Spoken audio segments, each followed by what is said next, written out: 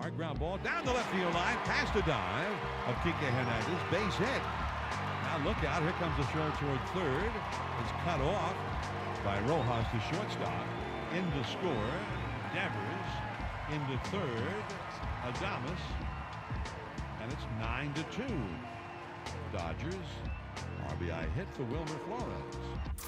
From the mound to the mic, this is KNBR Extra Innings with Bill Lasky. Sponsored by Lenardi's Markets of the Bay Area. Quite simply, the best. Hear him by saying to your smart speaker, play KNBR. Back on the Extra Inning post-game show on a Sunday with Bill Lasky. Giants lose the last two games against the LA Dodgers. And now there's 13 games left in the 2025 season to see if they can rebound here. And they go into the Arizona Diamondbacks. The Diamondbacks are 75-75, 2 games back out of the New York Mets, and the Giants are now a game and a half back. So this 3-game series is going to really show what's going to happen here. They're going to go into Arizona and score some runs. But my biggest question is pitching. They do not have starting pitching as they put their 3 horsemen over this weekend, and 2 of them didn't work out, as Logan Webb as well as Robbie Ray did not perform like Bob Melvin expected, and both of them struggled against his Dodger lineup. And this Dodger team is they're ready to go in the postseason, and Tyler Glasnow pitched extremely well today, using a fastball, a curveball, and a sinker, 3 pitches that he really kept them off balance with. And velocities, 97 to 95 on the sinker, which was really a good moving pitch for him. The curveball was 84 to 80, and that was an off-speed pitch. He got a lot of ground balls on. And in the opposite way, fastballs. He was competing with the cross-seam fastball. Ended up having 11 fly ball outs today. But I just think that when you start looking at what he had going in the first couple innings, the Giants had opportunities with a couple walks in the first inning. They couldn't even come close to getting a hit. Walk by Ramos leading off the game, and then Rafael Devers swung at the first pitch, got a 3-6-1 double play. It was just confusing to me instead of taking a couple pitches, especially Ramos going up there and getting a walk. And then Adames comes up and gets a walk. So there was a couple times in that first inning they did have runners on as Adames steals second base. And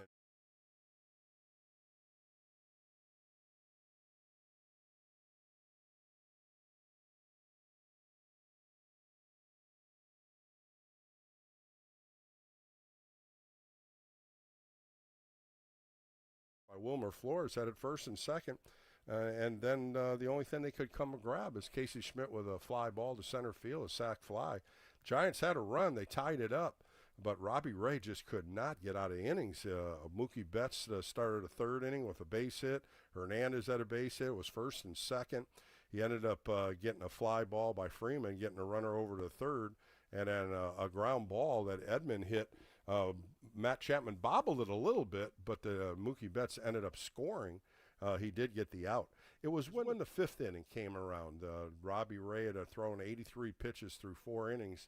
The 5th inning just wasn't there for him. A walk by Mookie, a base hit Hernandez, and Freeman hit a double, an 0-1 breaking ball that was up. He hit it down the right field line for a double, and they were off and running there. A walk, and then he had to take him out of the game. He brought in Peguero, and Peguero just couldn't throw a strike. He walked Edman, and then a base hit by Conforto, who pinch hit, and the route was on. Yesterday also in the 5th inning, the Dodgers scored 6 runs. Today they scored 4 runs, and they came up another time, 9 at plate in the 5th inning. Yesterday they had 11. So this is something that the offense continues to do with the LA Dodgers. That's why it's so difficult to compete against this team. The Giants just couldn't muster any kind of hitting today.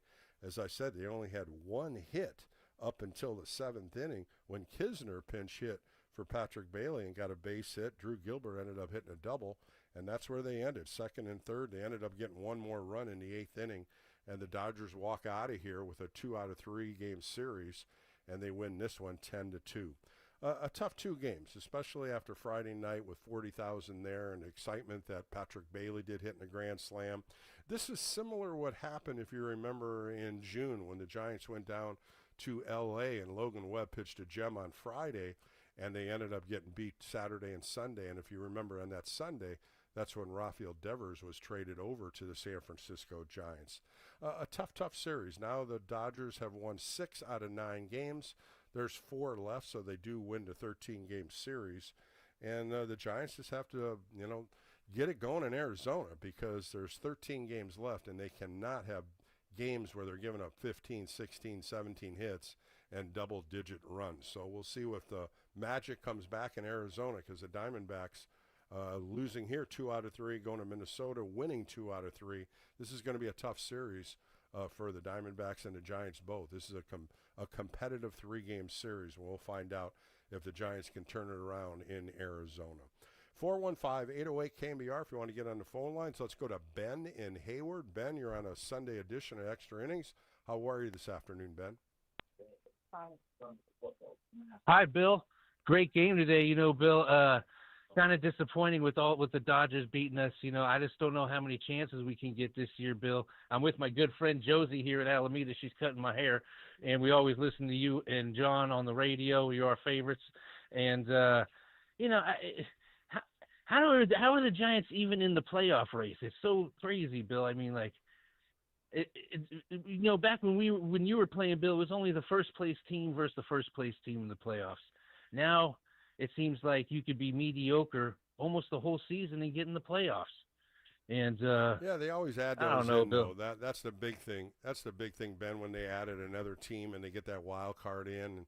And it's a lot for baseball. It's attendance. It's money. And you know as well as I do, this is a money sport. They're trying to get as many teams and as much fan appreciation to those teams and get them going. And, it's amazing to me that the Giants, just like you said, are still in this race. And it's coming down to 13 games.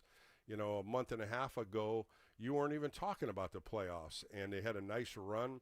Last weekend, a gut punch in St. Louis, losing in the bottom of the 9th inning and then losing again on Sunday. Today, same thing. They get it going. They beat Arizona 2 out of 3. They win the Friday game. And Saturday, Sunday, back-to-back weekends where they lose 2 games. And this is a tough series. We knew that. The Dodgers are playing good baseball, and they're 84-65, and I think that shows us how much more superior they are. And they are a superior team in the NL West. Of course, they spend billions of dollars, but at the same time, they sure have enough pitching. Their bullpen's still whacked out a little bit. But this offense, Ben, is one of the best offenses in Major League Baseball. Oh, my gosh, Bill, did you see Yamamoto pitching on Friday? And you got Glass now today. It's funny because we listen to the Giants every day, and you're right, we haven't been giving the Dodgers their credit. They are a superior team right now. And it seems like Kyle Tucker is coming to the Dodgers next year, and I think James Tibbs will be very up soon, or the Giants' ex-first-round draft pick. He should be up soon with the Dodgers as well. So this was a strange year, Bill. You dropped me Kyle Tucker, right? You dropped me Kyle Tucker. Why are you saying that? Because you don't think the Cubs are going to go after Kyle Tucker too? I mean, he's playing in Chicago. He loves Chicago. He will be a free agent, and speculation says that.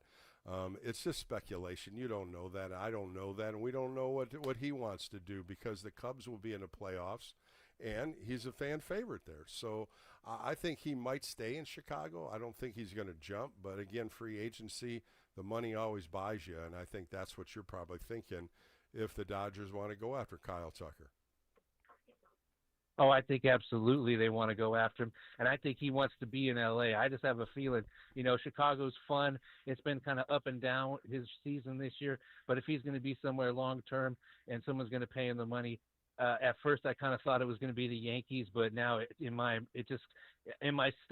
gut, Bill, we're old timers. I just feel like the speculation. It's so early though. It's still early, Ben. It's so early. The season's not over. The playoffs aren't even done, and speculation on free agents is all speculation. But again, thanks for your call on a Sunday. It's always great talking to you. Let's go to Mark in San Lorenzo. Mark, you're on an extra inning post-game show. A difficult 2 games after the Giants win that Friday. But, boy, the Dodgers have some offense.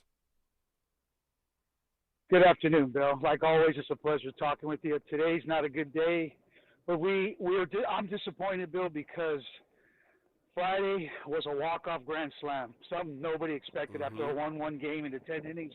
Great game. That's what you want to see in the Dodgers-Giants rivalry game.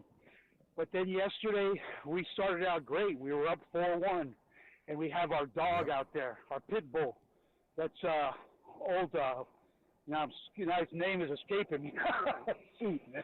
Who, Logan Anyway. Webb? Is that who you're talking about, Logan Webb? Logan, he looks like a bulldog. The When I look at bulldog, Logan, he looks like a Webb. bulldog with that little mustache. He got that little mustache and that curly hair coming out of the cap. Anyway, nobody dislikes the Dodgers more than Logan Webb. Nobody. You're And that absolutely man right. he just didn't have his game. He didn't have his game. And the Dodgers wait on that pitch. They know his pitches, and they just wait for the pitch, and they're able to make contact. And one thing led to That's another. a great And then point today, you bring up. You know, that's a great point you bring up, because he is trying to throw the cutter now. He's trying to throw that cross-seam fastball to add pitches to what he did. But yesterday, he didn't have his sinker. He only threw 8 sinkers, and that kind of baffled me, because that's his ground ball pitch. You know, he threw a lot of changeups, threw a cutter, and sweepers. But the two-seamer that he'd bring back to that outside corner against a righty or away to a lefty, he didn't have the feel for it. And I think that's what hurt him in the long run in that game. When you have one pitch that you rely on and you can't throw it, you either push it or you're throwing it too hard and it's not breaking. That's what baffled me when I looked at what his arsenal was and then how the makeup was. He just didn't have it yesterday. There you go, Bill. And as a former pitcher, you picked that up right away. The other thing is Kershaw threw a lot of pitches, and you knew he wasn't going to last past the 4th inning. But then all of a sudden, I seen Logan's pitch count going up, and I said, man, he's not going to get out of the 4th inning. He's already got 60, 70 pitches in the 3rd or 4th inning. But now you get Robbie Ray. I'm thinking Robbie Ray is going to come in, and he's going to save the weekend. And Robbie threw nothing but fastballs, and he couldn't find the plate. And he was gassed by the 4th inning. You can't have that, Bill. Those are our 2 best pitchers against our most hated rivalry, and that's when you need them to step up. And unfortunately, not only was the hitting gone, there was no hitting at all this weekend after Friday. Even Friday weren't hitting. Yeah. And it hurts, Bill. Yeah, it hurts. and he really didn't hit it Friday either. They didn't hit this whole weekend. They really didn't. And when you're looking at Robbie Ray, you are 100% right. 57 fastballs out of 98. He threw a slider 28. But that was it. He only threw 7 curveballs, 6 changeups. So it was a 2-pitch mix. But the problem was also he couldn't throw strikes. He was ball 4. He walked 4 guys. He got in trouble in that 2nd inning, only giving up 1 run. And he ended up walking 2 guys with a base hit, sac fly, 3 walks, I should say. And he got out of it. But that 5th inning, you could tell he was tired. He was up to 83 pitches. He couldn't get the breaking ball over, and he struggled. In that 5th inning, they put the stranglehold on him, got him out of the game, and Peguero just couldn't throw strikes either. They ended up scoring 4 runs. Those are our 2 best pitchers, so you're hoping that they can come through for you against the Dodgers and make it a great weekend. Unfortunately, that didn't happen. They're going to have another chance starting in Arizona. And so we just got to keep our chins up, right? We got 13 games to go. You have to. You got 7 games. These next 7 games are going to dictate what's going to happen, because you're looking at the last 6 games against the Cardinals and the Rockies, but you got to be contending before you get to those last 6 games. You can't be buried 4 or 5 games back. So they're game and a half back. No, I understand. The Mets are off tomorrow, so they can pick up a half a game if they win, and then the Padres come in and play the Mets. So this is a 3-game series against the Diamondbacks, and the Diamondbacks are looking at the same thing we're looking at. They're only 2 games back, so they're looking at possibly beating the Giants 2 out of 3. And then you got the Reds. The Reds are right on their tail, too, in the East. So it's going to be a Reds scuffle. The A's beat them 3 straight. They're going to play St. Louis for 3, and then they play the Cubs and Pittsburgh and Milwaukee. The schedule does help them a little bit. But you know what? I think they thought, man, we're going to go play the Athletics after we beat the Padres 2 out of 3, and the Athletics took them for 3 straight games. So that's an eye-opener for the Reds, and now they're traveling to St. Louis to play the Cardinals for 3 games. It's going to be interesting. You know what? Each team's going to be beating each other up, and that's what's going to happen when they go to Arizona. The Giants have to get some better hitting going. As you said, the last 2 games and even 3 games. That's the thing, Bill. Yep, they just weren't hitting. But thanks for the call today. It was great talking to you again. Have a great rest of the weekend. Let's go out to Salinas and talk to 6, I do believe. What is your name, sir? Are you there? Hello? I am here. Hello, hello. Okay. I'm not catching your first name. They said SCIX. What is that? Oh, nobody even talked to me yet. I think you just picked up. This is Tom. Oh, okay. All right. Are you from Salinas? No, but I'll drive over there if that helps the phone call. All right. Well, tell me who you are, and then I'll talk to you. This is Tom, and I love baseball, and I love what you do, and I love what Kerry does. Oh, great. Well, Tom, thanks for calling in. We missed that one on the screener, but you're on now, buddy. So let's talk some Giants baseball. Tough 2 games against the Dodgers. They're still in the running, but they're going to have to play better baseball on this road trip. Absolutely, and the thing you got to remember is why we love baseball is it gives us something to do, some distraction to other things that are going on in the world. Mm-hmm. And win or lose, we got 10, 15 days of something fun to look forward to, whether it's the Mets choking one off or us pulling out. It's just fun. That's why we watch baseball. It's fun. So I'm fired up for that. You're absolutely right. And Tom, we didn't even think this was going to happen in August and July. You know, when the team was faltering after the All-Star break, they were scuffling. We weren't even thinking that they were even going to be possibly looking at a wild card position. And now they're fighting for one. 30 days of bonus baseball. That's been fun. Absolutely. Mm-hmm. And you know, they're teed up. They're in good shape for next year.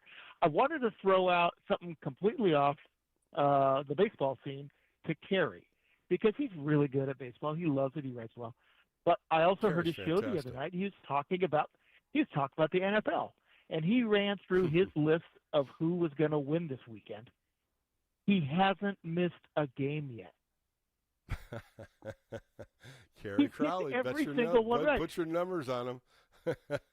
Yeah, and then, meanwhile, I hear Boomer Esiason today, who's lifelong NFL guy, and I'm jotting down what he's predicting. He's going to be like 1 out of 3. Kerry blew him out of the water. So I think of Kerry baseball first. I'll have to text him. I'll have to text him and tell him about you calling in to talk about it, bragging about it, because Kerry won't brag about it, but I'll make him brag to me in a text. He won't bring it up at all. Well, he nailed every one of them. Tom, thanks for the call. I appreciate. All right, man. Yep, I appreciate your time, Tom. Thank you so much. All right, we're going to take a quick break on the Extra Inning Post-Game Show. Come back with more calls, of course. There's a few on hold. 415-808-KNBR if you want to talk some Giants baseball and whatever you want to talk about. Bill Lasky's here on the Extra Inning Post-Game Show. More coming up right here on the Sports Leader.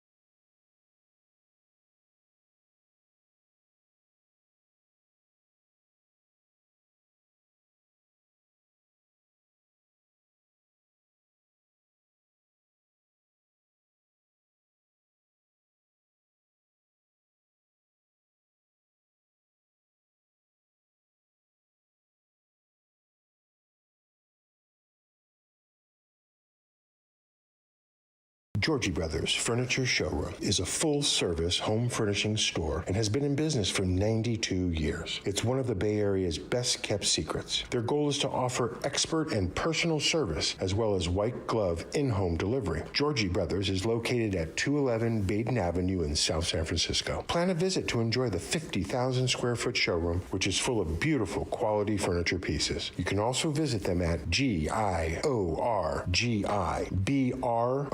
GeorgieBros.com. You're listening to the former Giants righty. It's KNBR Extra Innings with Bill Lasky. Sponsored by Lenardi's Markets of the Bay Area. Quite simply, the best. Heard on your Apple HomePod by saying play KNBR. Back on the Extra Inning post-game show with Bill Lasky on a Sunday. The Giants lose today. They go 3-3 on the homestand, taking 2 out of 3 from the Diamondbacks, and then losing 2 out of 3 to the LA Dodgers, losing yesterday as well as today. Now they go on a big road trip. The last road trip for the 2025 season, 3 against Arizona, 4 against the LA Dodgers in LA. Tomorrow, 6:40, first pitch. Kai-Wei Tang is going to get the start for the Giants against Zach Gallen. Now, I talked about Zach Gallen. They did beat him last Tuesday here. He went 6 2/3, giving up 5 earned runs, 2 home runs, one by Adames and one by Bailey. And this will be a good battle. This is going to be a good battle, the 3 games in Arizona, the final 3 against each other for the season. As we said earlier in the show, Mets won today. The Giants lost, so they're a game and a half behind them. The Diamondbacks did beat Minnesota. They won 2 out of 3 from Minnesota. They are now 75-75. They're 2 games back. The Reds lost all 3 games to the Athletics. They're 74-75. They're 2.5 games back. So this is what's happening here in the last 13 games. The Giants are going to have to play good baseball here, especially on this road trip of 7 games. And then they come home and play St. Louis and Colorado for 3 each. So the season's coming down to an end. It's their 75-74. It's been a good run so far. In the last month, it's been exciting baseball. And here we are in the middle of September, and the Giants could fight to get into a wild card position again in the playoffs. Good baseball, and let's see if they can put that switch back on and get this offense rolling. All right, let's get back to the phone lines. Let's go to Sticks, and he's in Salinas. Sticks, you're on an Extra Inning post-game show. Thanks for holding. Appreciate your time. How are you? I'm doing very well. How are you? I'm good. Thanks for the holding on for me. I know you've been waiting for a little bit. Giants lose a tough one, but a good season so far. What'd you think? Well, I mean, I don't think it was a great season. I think they're finishing up strong, which is the whole point. You know, it's not about who the best team is throughout the year. It's about who gets hot at the end. You know what I mean? If they really wanted to pick the best team to be the World Series champion, they would just make sure everybody played everybody, and then whoever had the best record, you know, they would crown the champion. But that doesn't make money. So playoffs make money. You know what I mean? The World Series makes money. So it's all about who gets hot at the right time, which is what the Giants had done. You know, the three series that they did win, they got hot at the right time. They certainly did. And you know what, this beating the Diamondbacks coming home after they lost those 2 gut punch losses to the Cardinals, I thought those were 2 meaningful games that they did not perform well. Of course, Walker giving up 3 runs in the bottom of the 9th. Kai-Wei Tang walking 3 guys in the 5th inning. 1 inning here, 1 inning there, and it hurt them both in those games. They bounced back and beat the Diamondbacks 2 out of 3. I thought that was a good turnaround.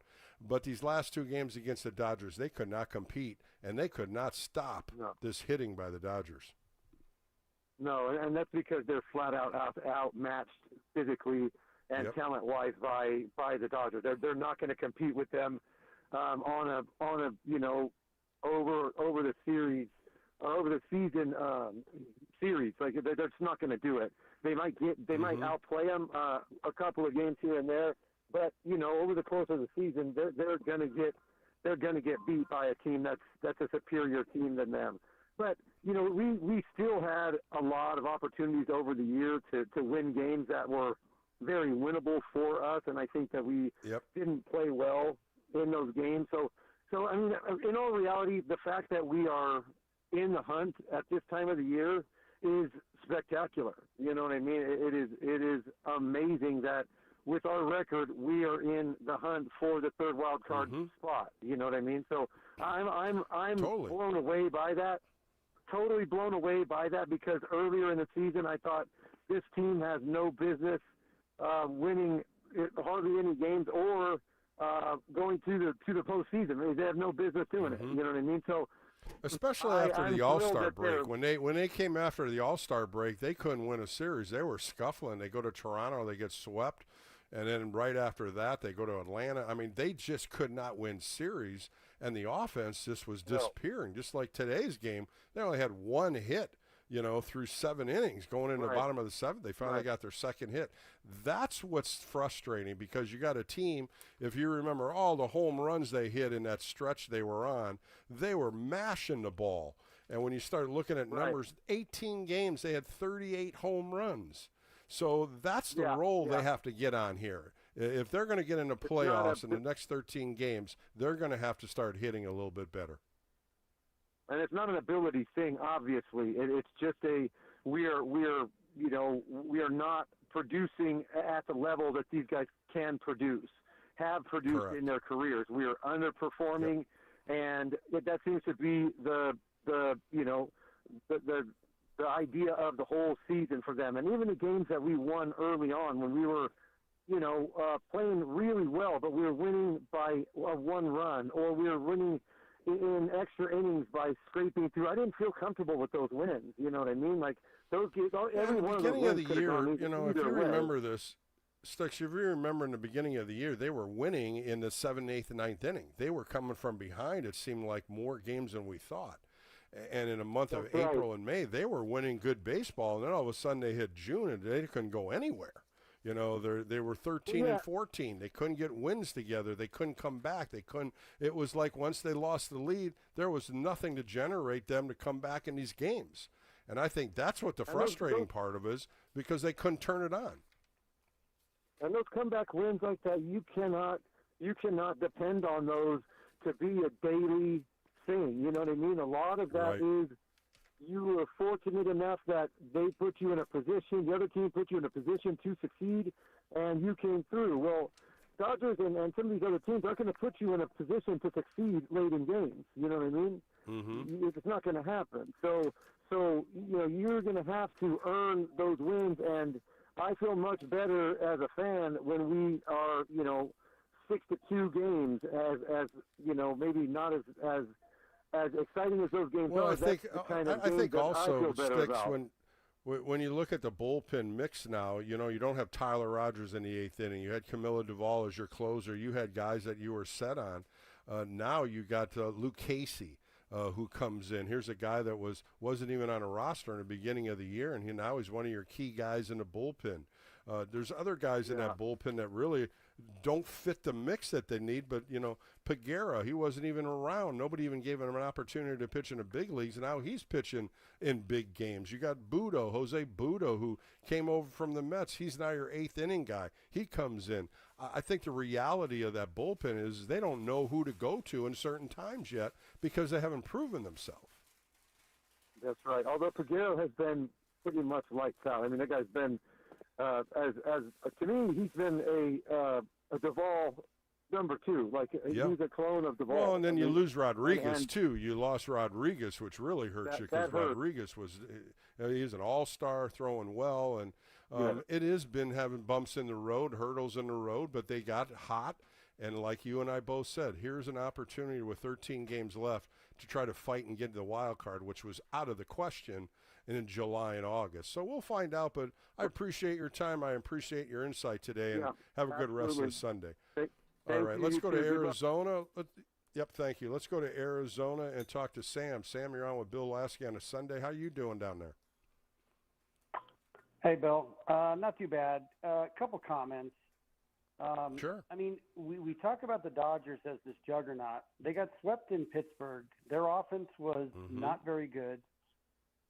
They have been scuffling too. I don't know if they get up for the Giants more than they do for the Pirates, but I have a couple comments about it. And even the Orioles, they lost 2-3 to the Orioles. If you remember that one too, they came from Pittsburgh and went to Baltimore, and Boy, it's something else when you look at 23 runs on 35 hits in 2 games, and they couldn't beat the last place teams. Well, and that kind of gets to my point, Bill, is number one, let me be on the optimistic side. A month ago, I didn't think we'd even be talking about an important series in September. Mm-hmm. But we are, and we have it set up. And Verlander, who's 40-something, 40-plus, goes out and pitches a great game on Friday night, and we have our, quote, aces coming back-to-back. Yeah. I keep hearing people talk about don't let the Giants in because if they get into a short series with their pitching, they're going to be hard to beat. I know people don't want to hear this. Logan Webb is a good pitcher. He's not a number one. You have a 4-1 lead, and I understand he couldn't get his sinker. It doesn't matter what the issue is. True aces with a 4-1 lead shut the door. He not only didn't shut the door, he couldn't get outs. He was building pitches. He struggled. He even said it on a post-game show. He was disappointed with the outing he had. But also, I'm just going to throw this one to you. His last 8 starts before that were all gems. He only gave up a couple games where he gave up 3 runs. All the other ones, 6 of them were 1 run or less. But who is your ace on this team? That's the question I want to ask you. If it's not Logan Webb, it's not Robbie Ray, it's definitely not Justin Verlander, so you have to put Logan Webb in that position. No question. We have to. I'm saying on a really good baseball team, he's your second or maybe third starter. I think the Giants really need to commit. I'm happy with the way Bailey's been hitting the ball lately. I like what we're getting out of Gilbert. I think the youth is good. We need a serious ace. And if the Giants can find somebody, if there's in the one out there, that though, can come that's the other thing. Well, is there one out there? Is there one out there that you can go get? Is there a free agent that could be that guy? That's your question, because a lot of the teams, if there is a number one out there, they're going to go pay big dollars and get him. And that's what the Dodgers do. No question. That's what the Yankees do. That's the problem that you're going to have. So you have to rely on young guys. Yeah, and that's what the Mets do, and that's what you're right. I just know that we had it set up for a team that scored 1 run on Friday night and has been scuffling, and our 2 stars, the guys that we're paying the money that we think are our best, I agree, got absolutely roped. And that's as disheartening, Bill, as losing 2 out of 3. It's just that those games were uncompetitive. And now, and they pushed both those guys up to make that. Bob Melvin and J.P. Martinez pushed Webb and Ray up for that series, just so they would throw Saturday and Sunday. They took Kaiwei Tang out of the rotation. Now you go into Arizona, and the only person you have in that 3-game series is Verlander on Wednesday. So now it's a Band-Aid to try to get through Monday and Tuesday with starting pitching. You don't have any.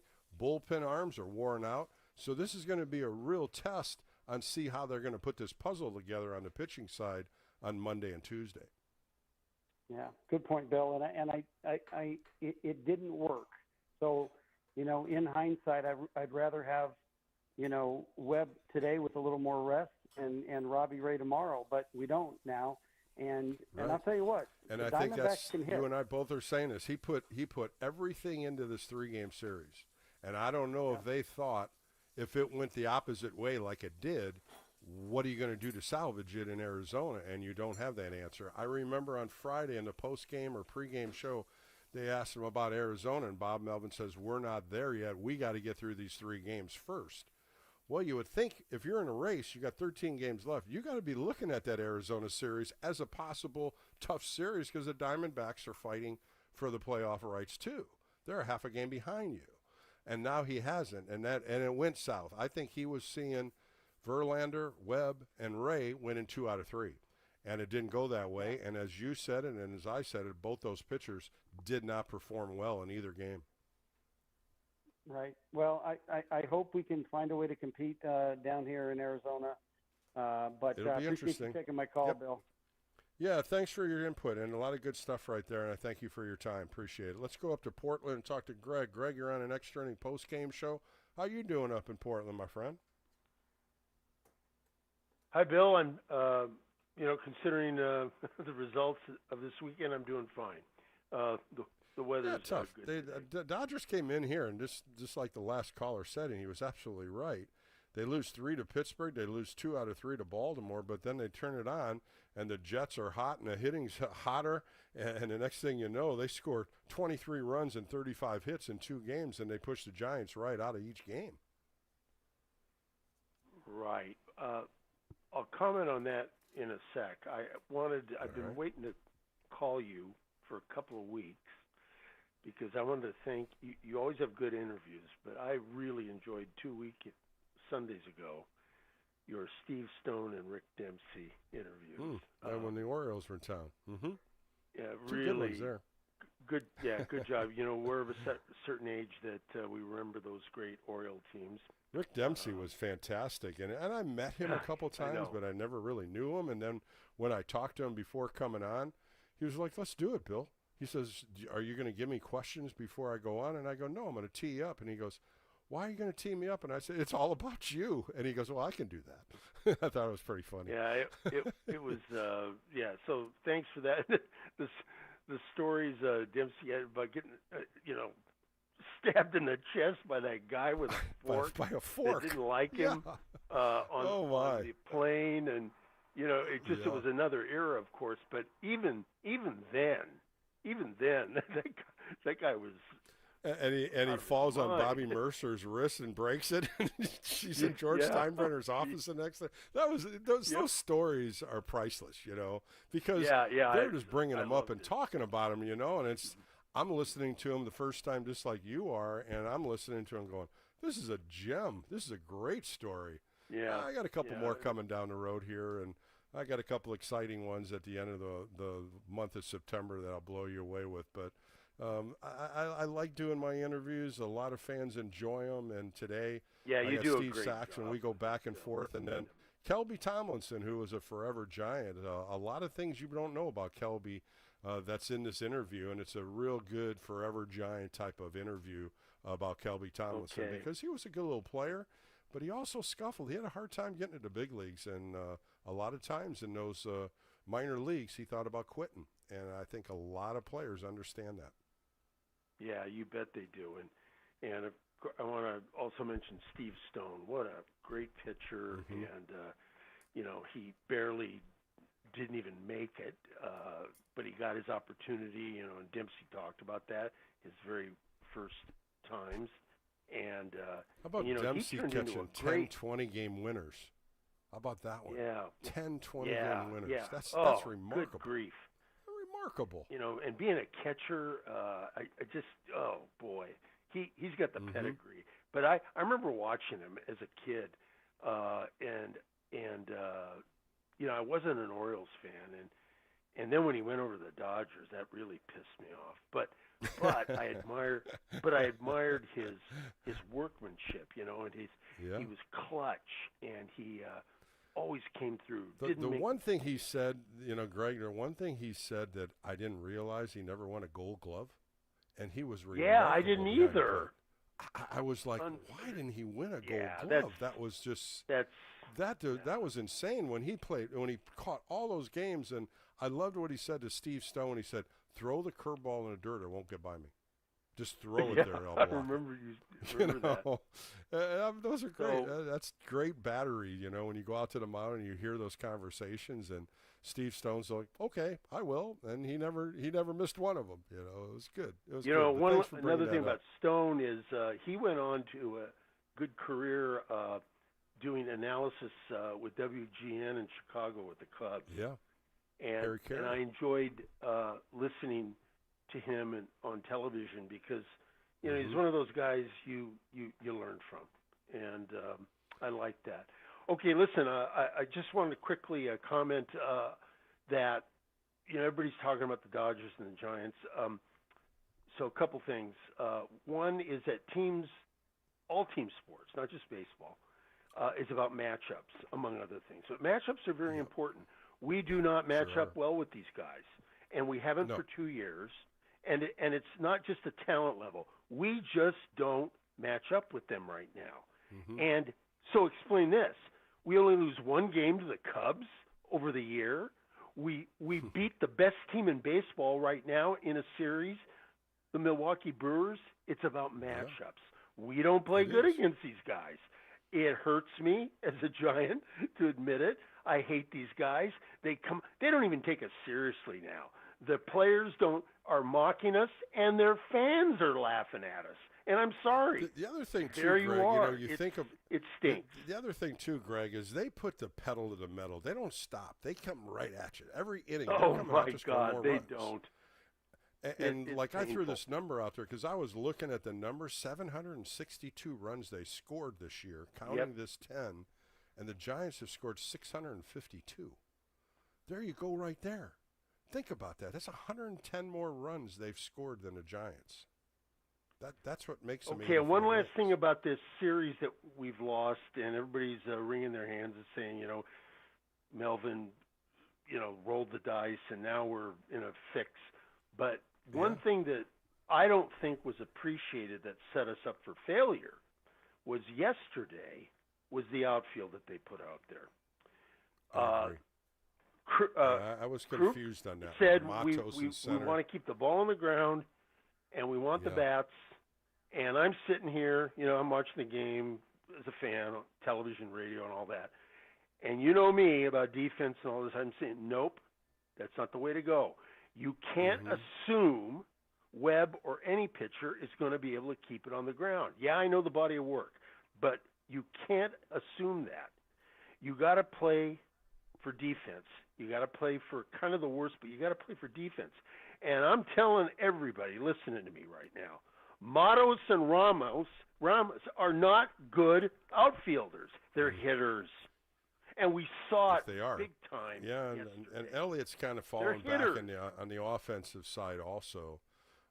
Ramos is a good work in left field, ups and downs all year, but I just didn't understand Matos in center. I know he tried to put more right-handers against Kershaw by putting Encarnacion in right field, and he did okay in right field. Matos was the one that I thought was a deer with headlights on yesterday because some of those balls, no doubt, Jung-Hoo Lee would have caught.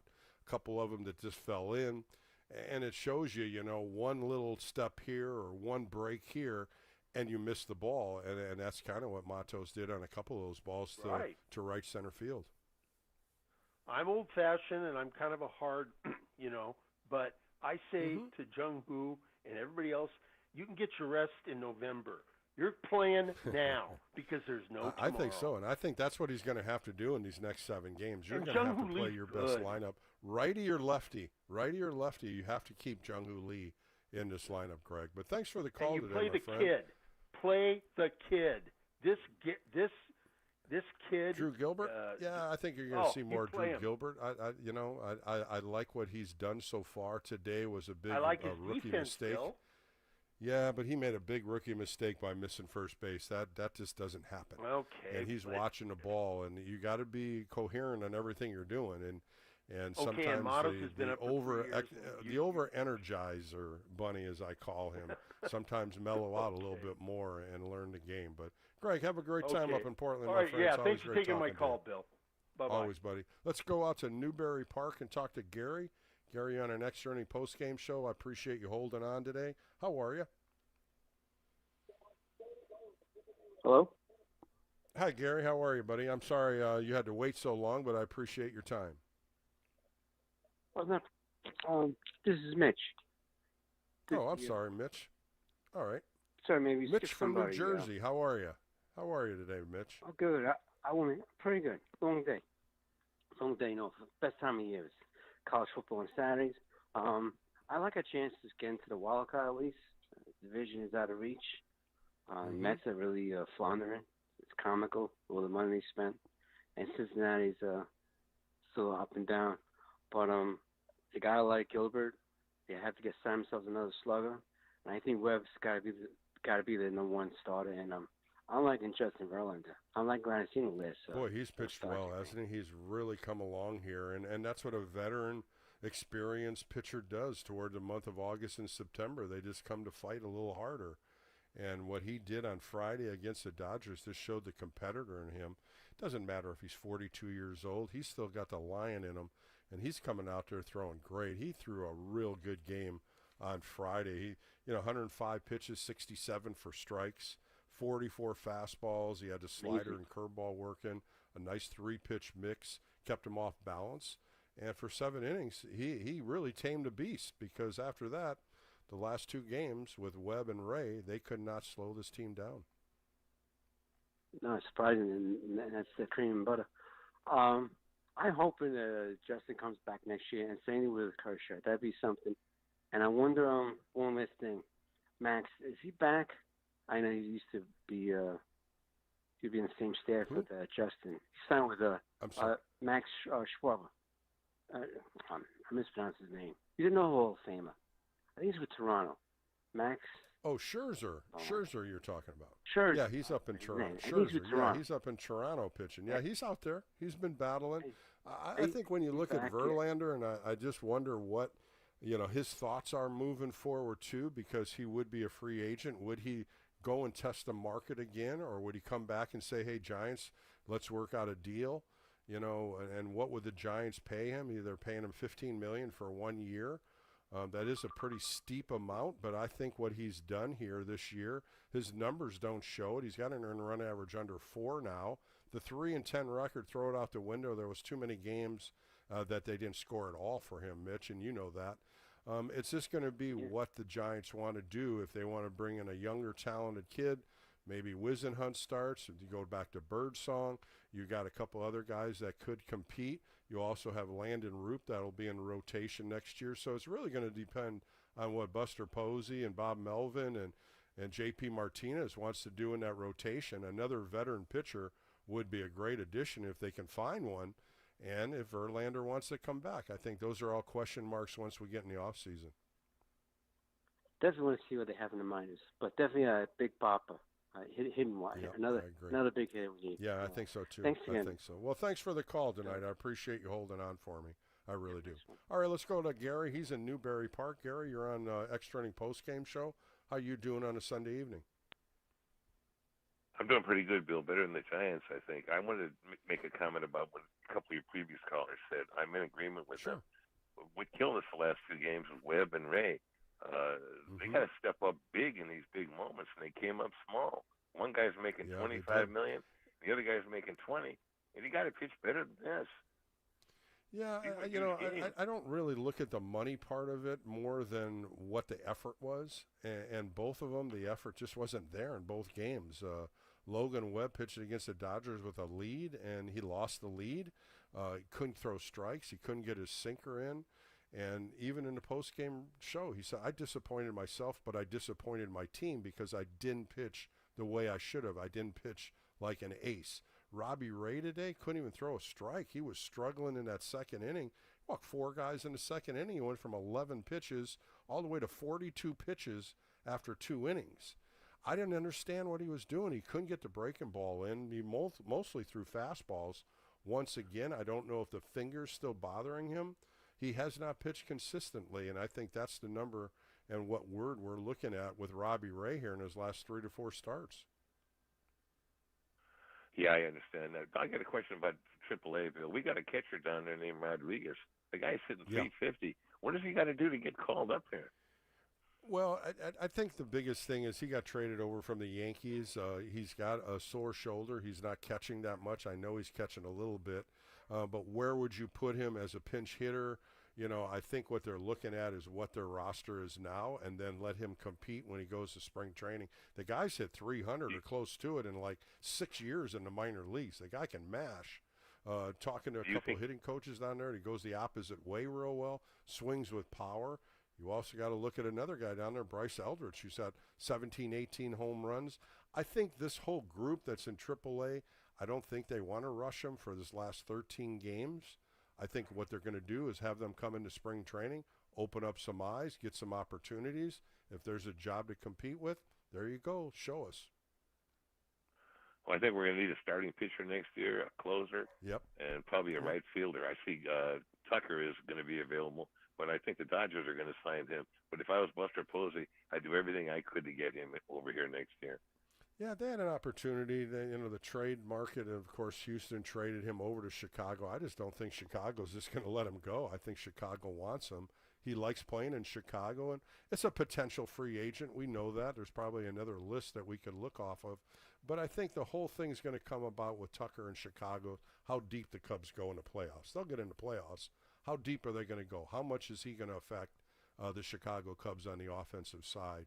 And I think that's really going to sway him. He either stays in Chicago or he tests the free agent market. But that's all in the offseason. But I think right now, with 13 games left, Gary, I think the Giants have to go into Arizona and win this first game with Kai Tang, and they're going to have to put a Band-Aid on it and figure it out how they're going to do the pitching on Monday, Tuesday before Verlander gets out on Wednesday. They're going to have to dig deep. I agree with you. I don't feel too comfortable with this guy going tomorrow night or Seymour if they're going to throw him. He's got to cross our fingers. Yeah, I don't know. Seymour pitched one inning today. Seymour pitched the end of the game today, so that shows me he's not going to start on Tuesday. You got Carson Wisenhunt, Landon Roop, who's been throwing bullpens. I just don't know how far along they are, and I don't know if they would push them. Carson Wisenhunt had a stiff lower back, and of course Landon Roop got hit with that ball off his knee, and he's still recuperating. But those are two arms down the road. We just don't know what their thoughts are, and we don't know how far along they are in the throwing sessions in the bullpen, or if they're going to throw live to hitters or not. But we'll find out, Gary. But there's 13 games left, and hey, we're still battling. The Giants are still in the race, and I think that's all Giants fans want to see, another game and another potential way to get into the playoffs. But thanks for the call today, Gary. I appreciate your time out from the East Coast. I thank you. All right, we're going to call it on the calls right now. We're going to move forward. Talk to my buddy Steve Sachs. Of course, Steve was an all-star for 5 years, played with the L.A. Dodgers, is also with the Oakland Athletics. He's a broadcaster now with the Athletics in Sacramento, and he also does some TV with the Sacramento River Cats. So I'm going to get some insight on the River Cats about Bryce Eldridge and a couple of things that he's been looking at. So coming up next, I sit down with my buddy Steve Sachs and talk more baseball right here on the Extra Inning Post Game Show on KNBR, the Sports Leader.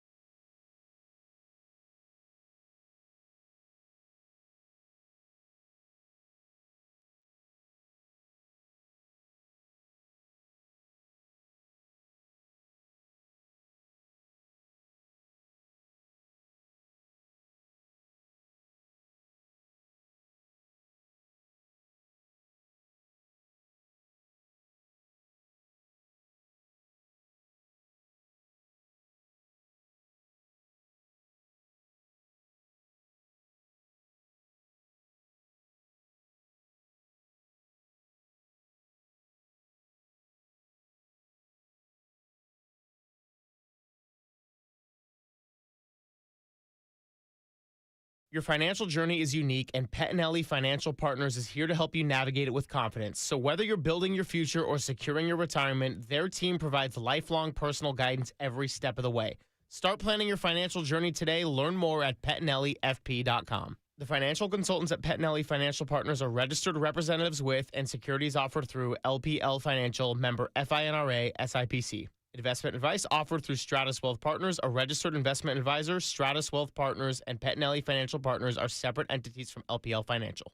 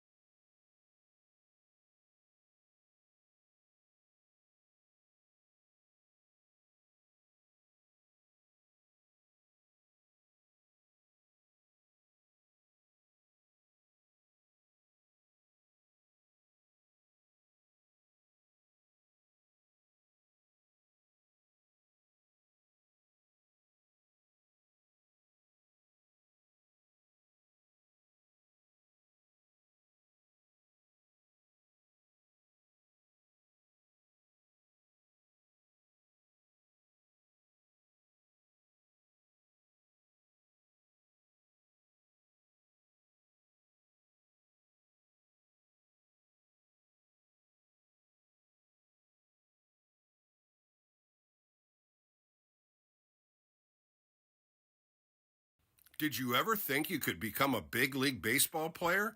Well, now you can. Come to Big League Coaching Fantasy Camp. It's January 11th through January 17th, 2026 in beautiful Scottsdale, Arizona. Our host hotel is the Marriott Suites for the week. Come play with the great coaches, Joe Youngblood, Shooty Babbitt, Tim Flannery, Scott Gereltz, Mark Davis.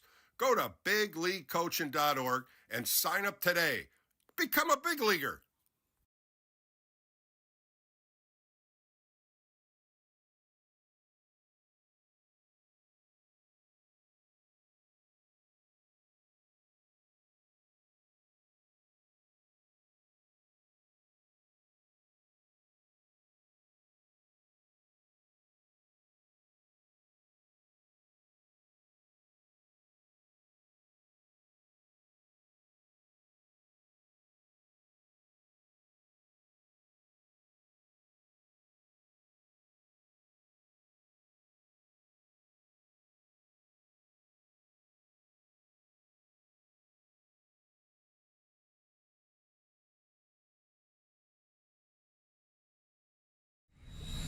This is KNBR Extra Innings with former Giants right-hander Bill Lasky. Sponsored by Lenardi's Markets of the Bay Area. Quite simply, the best. Hear him on your Apple HomePod by saying play KNBR. Play KNBR.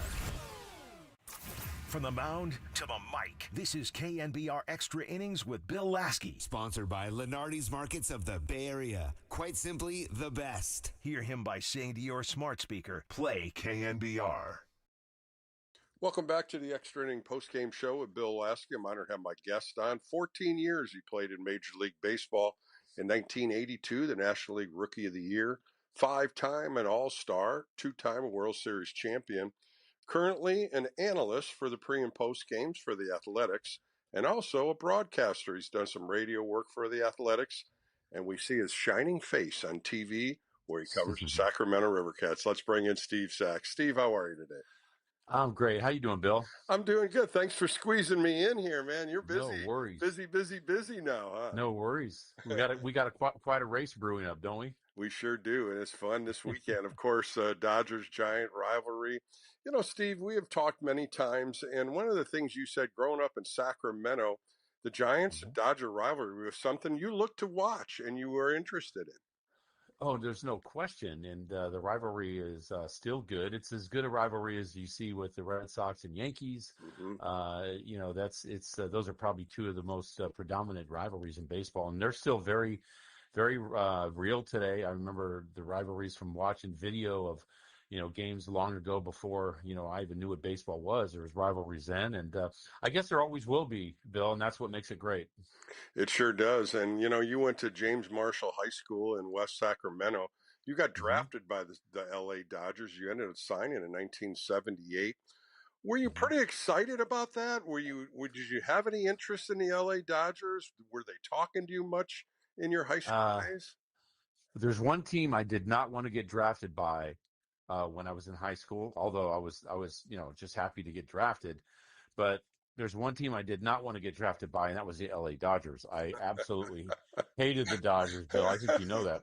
I just couldn't stand the Dodgers. I thought they were, you know, I hated their uniforms. I hated Garvey. I hated all those guys. I thought they were the luckiest people in the world. They get a cheap hit every now and again. And I just didn't like them. I was a huge Giants and Athletics fan growing up.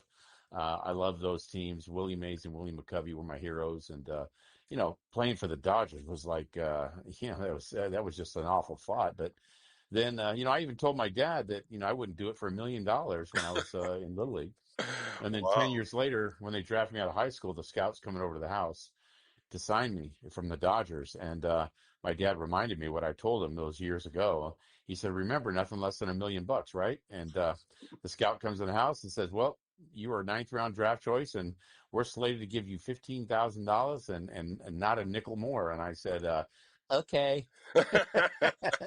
And that was it, Bill. There was your $1 million dream, right? The $1 million dream. Yep. $1 million turned into $15,000.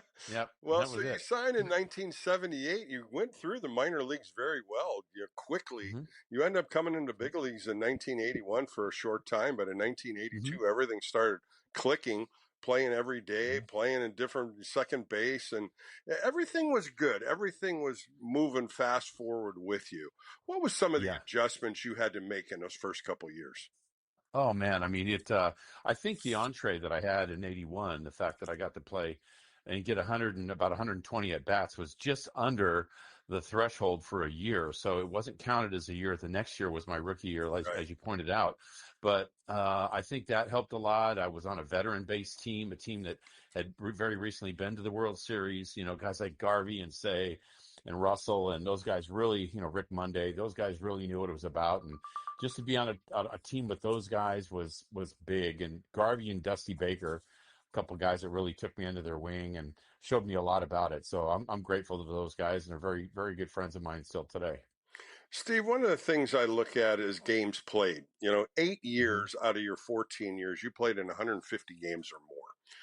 A couple years at 116. We're talking 162 game schedule. Health, stretching, keeping healthy, and what you eat and how much you sleep. Yep. All those things were big, big things back in our day. They don't have it like now, where they're counting innings and at bats. How important was that for you to play in those games, knowing you were going to be in that lineup every day? Bill, it was huge. It was also huge for the organization. The manager didn't have to worry about, when for instance, I would come to the ballpark. I never looked at the batting order. I never looked at a lineup. I never did, because I knew I was going to play every day, and unless my leg was falling off, I was going to play. And so to me, it was about, I took care of myself. I've never drank or smoked, and I didn't have to worry about doing that kind of stuff. But I always took care of myself, and I think that was the main thing. I had one time in the 17 years that I played, because I played 3 years in the minors. Right. I was on the DL one time in 17 years, one time. And that was because Bobby Grich rolled on my leg and put me out for about a month and a half. But that's the only time. I've never. And then I had one operation when I was in service. I had an off-season operation on my heel, and after 1986. And when I retired from baseball, I've had 7 more operations after I retired. So it was a cumulative effect of the war of attrition that was building up, and it all happened after I retired, but not when I played.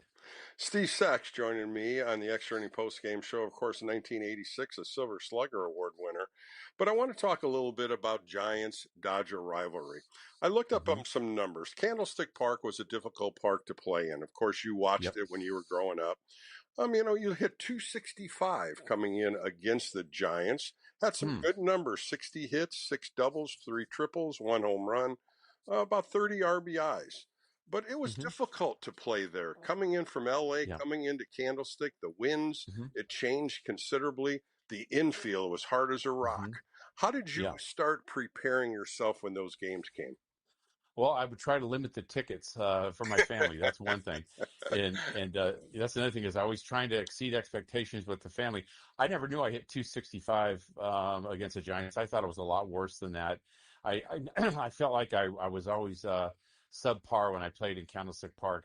I grew up in Sacramento, and I always loved the very, very hot weather. We had a very mild summer this year. I always liked it at least 100 degrees. That was when I thrived. I just loved it hot. And then going to Candlestick, I was in long sleeve shirts, and it was, it was freezing there, and it was windy. And, I don't make excuses. The Giants, had my number pretty good, I think. Guys like you, I think I hit about 100 off of you in my career. So, the Giants pitched very well against me when I was in Candlestick, no question about it. Well, let's switch down to L.A. Dodger Stadium. You hit 277, 580 hits, 12 home runs, 139 RBIs in your career, 10 triples, 66 doubles. L.A., warmer climate, easier to play in. Plus, the ballpark was filled with Dodger fans all the time, and that had to help. Yeah. It always gave you a boost playing in Dodger Stadium. It was a great place to play. It was usually pretty warm, and the fans were packed all the time, so that was like a nice thing. And they got behind you, and you could feel the energy there, so that was really a good thing. So I very much played in Dodger Stadium with a lot of help, I think, with the fans. I love playing at Dodger Stadium. It wasn't really a hitter's park, although I wasn't a home run hitter, so that really never pertained to me. I just had to get the ball into the outfield grass. That's it. Steve, when I looked at numbers for you at different months, when you were first coming out of spring training, all the way through the months of September and October, it's probably going to surprise you. In the month of September and October was your best months of your career. You hit 299 lifetime in September and October, and you had 14 home runs. Everything was keyed up toward the end of the year. Of course, like you said, you played with a lot of veterans. Veterans led you to believe in the latter part of the year was so successful. What was it? Was it more, just concentrating a little bit more, relaxing a little bit more as the season progressed? Yeah, I think that makes a difference, Bill. I think it was, you could smell the end of the year, and that was a nice feeling. You could, if we were in postseason, that was a great thing. But I also feel that, the war of attrition means a lot. I think pitchers that exert so much energy throughout the course of the year, I think towards the end of the year, some guys got a little tired, and that fastball got a little shorter, and that was good for people like me because I was a fastball hitter. And so maybe I was able to take advantage of that a little bit, maybe of the fact that guys get tired. And but that's the only thing I can really kind of lend it to. But yeah, the early parts of the year were tougher. I think I felt good coming out of spring training. Usually I just wanted to be sure I was hitting the ball, on the line as much as possible. But then you hit that cold air, places like Chicago and whatnot. It feels like you're in a duck blind somewhere, and that's hard to play. Steve Sachs joining me on the Extra Inning post-game show, 444 stolen bases in his career. But I want to touch on something else. Major League Baseball right now, you're covering the Athletics, I'm covering the Giants. Runners in scoring position. It seems like it's a tough situation for hitters to do. You were extremely successful in this, Steve, hitting 278 with 489 RBIs with runners in scoring position. Some thoughts that you had coming up to the plate with runners in scoring position, maybe a shorter stride, maybe choking up a little bit, trying to put the ball in play. What were some of your thoughts in that on-deck circle before you hit? Well, Bill, I always tried to situationally hit for sure. If there's a guy on second base, I'm getting that runner over. Now, it doesn't mean I'm going to necessarily give myself up. I tried to hit the ball hard the other way, low on the line or on the ground, and hit it hard. But the main thing is I got to get that runner over. That no matter what I do, if I hit a 15 hopper to the second baseman, that's fine. I got to get that runner over. And I didn't mind hitting the ball the other way. I kind of liked it. So I don't see that near as much today. I see guys with no outs, guy in second base, and the second baseman is still playing basically behind second base. He's not even thinking that guy's going to try to hit the ball the other way. And to me, I'm totally against that. I like the way the game was invented, and when people can't situationally hit, I think it hurts the ball club. Well, Steve, deep diving in your numbers, I love doing this, and I always find up these little nuggets. Something that I saw here reflected back to a scouting report on Steve Sachs, swinging at the first pitch. You were very aggressive swinging at the first pitch. You hit 287 swinging at the first pitch and putting it in play, 23 doubles, 6 triples, and 10 home runs. Very aggressive hitter, and we always knew that, and that was one thing that all the scouting reports said. He's a leadoff hitter. Don't just throw the first punch right down the middle because he's going to attack it. Well, you know what, Bill? You guys are so good at hitting your spots. I didn't like hitting with 2 strikes because I always felt, Ted Williams gave me some great advice one day down in Florida. He said the most important thing in hitting is get a good pitch to hit and don't miss it. And so to me, I always thought if you're not going to be ready to hit, don't get in the batter's box. And if it's the first pitch or if a pitcher doesn't throw, striking, wants to nibble on the edges and we go 3-2 in the count, I'm fine with that. I don't want to go 2 strikes, but I don't want to swing at bad pitches. So my whole goal was, especially a guy with good stuff, if I was going against a Nolan Ryan, the worst thing you could do is go out 2 strikes because he's going to wipe you out, So I was always thinking, my at-bats against him were 2 or 3 pitches, and that was it. I was going to try to make contact on a fastball and get the hell out of there because I don't want that guy to wipe me out. So, for the most part, I just wanted to get a really good pitch to hit, and I don't like taking pitches right down the middle just to take them. Maybe the first time up, in the sequence. But after that, I'm not taking any pitches that are right down the middle. And you got to stay on that number one. I really believe that, you got to stay on that fastball. Steve Sachs joining me a few more minutes on the Extra Inning Postgame Show. You took the question next out of my question because I was going to ask you, Roger Clemens, you hit 357 off of. Nolan Ryan, 275. Mike Scott, 285. Those are three top-line pitchers. A lot of them were just fastballs. Of course, I think Mike Scott didn't throw the split finger back in the day. But when you're talking Clemens, he threw it. Yeah, he threw it. Clemens and Ryan brought gas, and you turned it around. And I think you just answered it. You didn't want to get in a hole, and you were pumping a fastball. You were looking for it. Yeah, well, I knew their makeup too. Mentally, these guys thrived on throwing the fastball by people. They like doing that, and I knew they were going to come at me and they're going to challenge me. And so, if they threw it in there at 102 or whatever, I wanted to send that thing out at about 108. So, and then that was my goal anyway. And I liked hitting the fastball. So I didn't mind. I didn't mind their fastballs too much. What I did not like is getting two strikes and having to throw that tight slider, or throwing that Nolan Ryan big curveball at me. Those things are really hard to hit. So didn't want to get there. As we finish up with Steve Sachs, we got to jump on the River Cats for a little bit. I got to get your thoughts on Bryce Eldridge, the 20-year-old, 6'7" left-hand hitter, just playing very well at the Sacramento River Cats. Your thoughts watching him throughout the year? Oh, Bryce Eldridge is he's going to be the next coming. He's got an opportunity to, well, you see what we have with the Athletics and Nick Kurtz over there at first base. Maybe we'll see that with Bryce Eldridge, because this guy is only 20 years old. He's a mountain of a man. He's actually bigger than Kurtz. And he's a hard worker. I see him down there working. I've heard and listened to him being interviewed standing next to him. And he's a very intelligent young man. He's got his head on straight.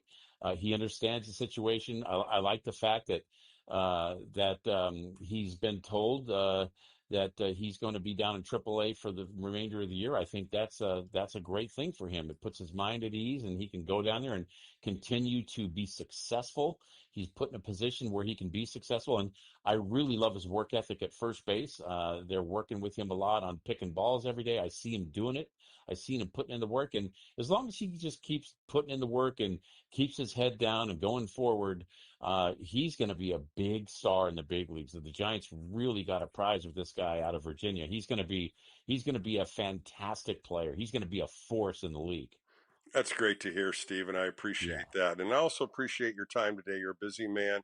Continued success in broadcasting, and you got the face for TV and a voice for radio, right? Well, I thought I had the face for radio, but I appreciate it, Bill. Thank you so much, and good speaking with you. I really appreciate it. Thank you. That was Steve Sachs on the Extra Inning Postgame Show. More coming up right here on KNBR, the Sports Leader.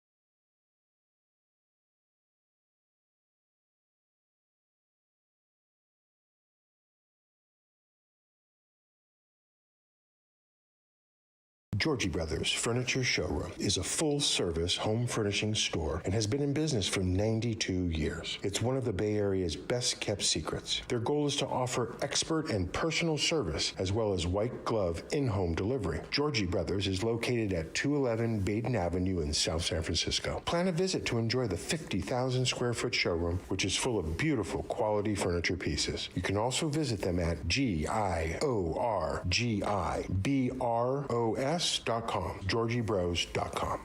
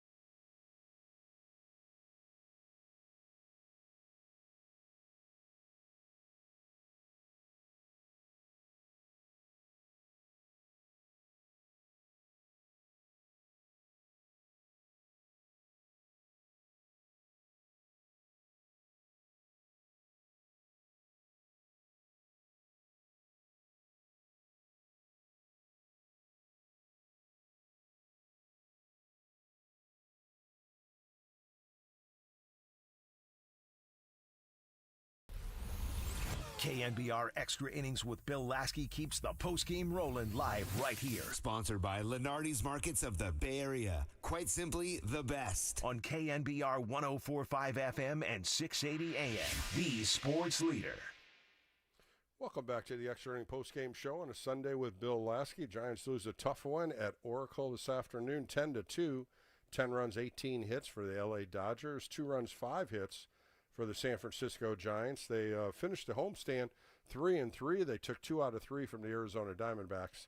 They won Friday, but the Dodgers came back and scored 23 runs on 35 hits yesterday and today, and they took the final 2 games. So now the Giants travel to Arizona and play a Diamondbacks team that's also in the wild card race. They won 2 out of 3 games against the Minnesota Twins. They are now 75-75, 2 games back. The Cincinnati Reds lost all 3 games to the Athletics in Sacramento.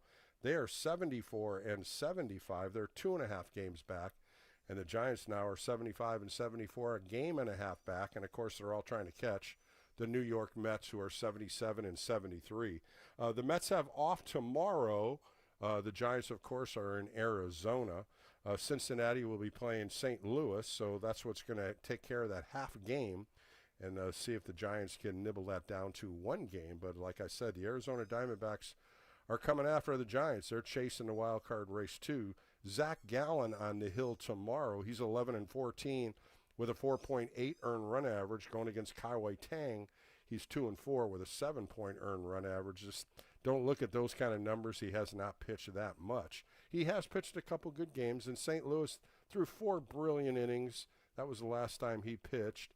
And that was last Sunday, so he has rested very well.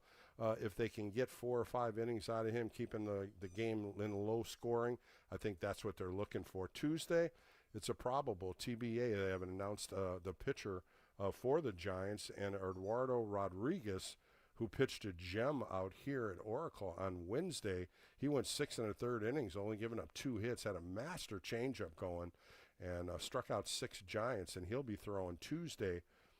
And then Brandon Pfaadt, 13-8 with a 5.31 earned run average, will be pitching Wednesday, the afternoon game.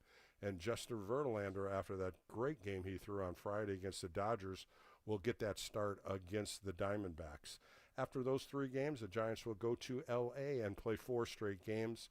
Logan Webb will pitch Thursday, and Robbie Ray will pitch Friday. But these are the 7 games they're going to have to contend. If they want to fight to get in this wild card position and try to catch the New York Mets, they're going to have to play some good baseball, and the offense are going to have to get going here for the last 2 games.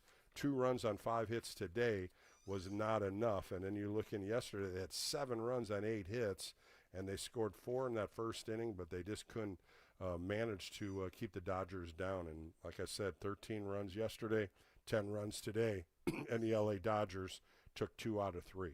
Coming up next, I sit down with Kelby Tomlinson. I'm sure you all remember his name. Played 4 years with the San Francisco Giants, a middle infielder. He is now an optometrist, optician, I should say. And what he is got a company called Squints, and he's out of Liberal, Kansas. He and his wife are both opticians, and this is what's cool about it. He just really enjoys talking baseball. And I sat down with Kelby, and I knew Kelby when he played here. Had a nice conversation on what baseball is, what baseball was, and now moving on without baseball. So that's coming up next. Kelby Tomlinson and I sit down and talk about life after baseball. That's coming up next right here on the Extra Inning Postgame Show on KNBR, the Sports Leader.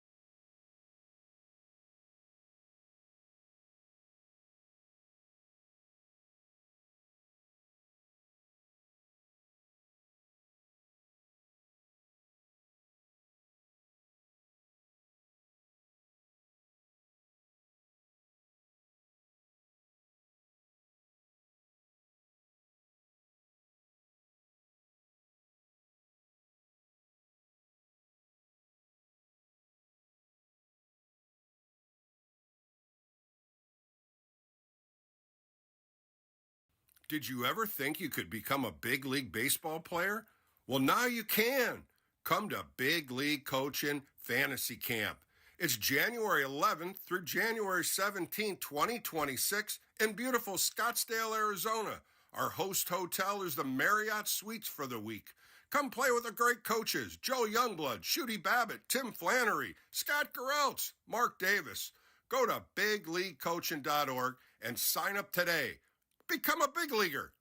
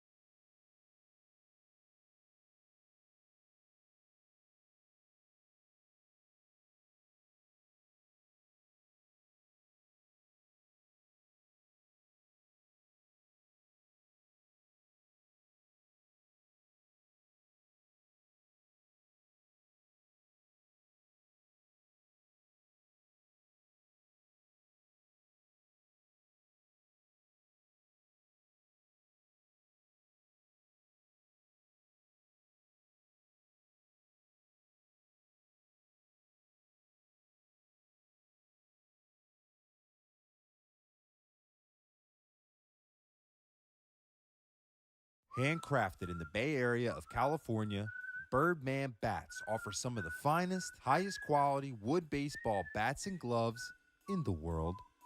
Stand out this season on or off the diamond with our infinite options of customization at birdmanbats.com.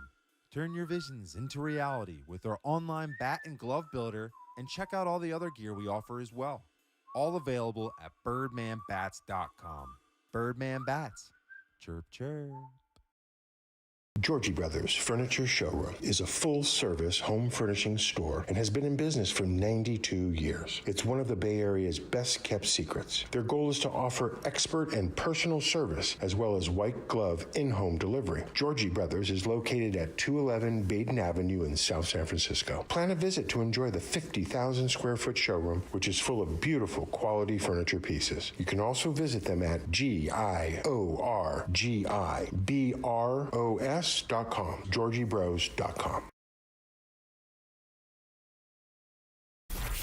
Bill is back. Fired up, bringing it, all excited. This is KNBR Extra Innings with Bill Lasky. Sponsored by Lenardi's Markets of the Bay Area. Quite simply, the best. Listen on your Google Home smart speaker by saying play KNBR.